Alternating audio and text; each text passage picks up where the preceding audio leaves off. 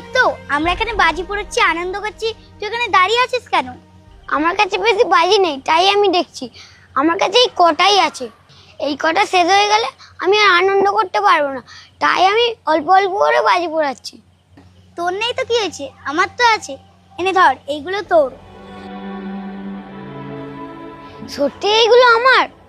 কিন্তু আন্টি যদি বোকা দেয়? কিচ্ছু বলবে না, আমার বাপি বলেছে এগুলো তোর।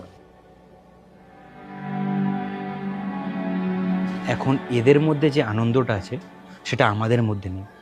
কারণ কি জানো, ওদের মন সরল, ওরা শুধু আনন্দটাই বোঝে, আর আমাদের সেটা দেওয়া উচিত।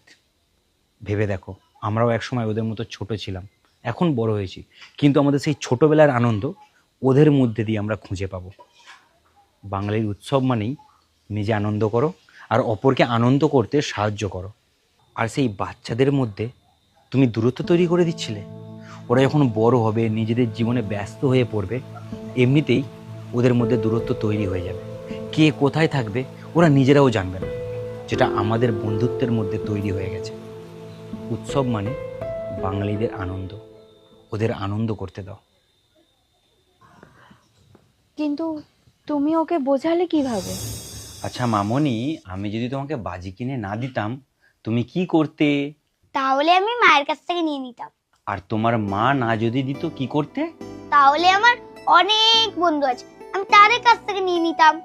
তোমার বন্ধুরাও তোমাকে যদি দিতে বারণ করতো তখন তুমি কি করতে? আমার বন্ধুরা বারণ করবেই না, ওরা খুব ভালো।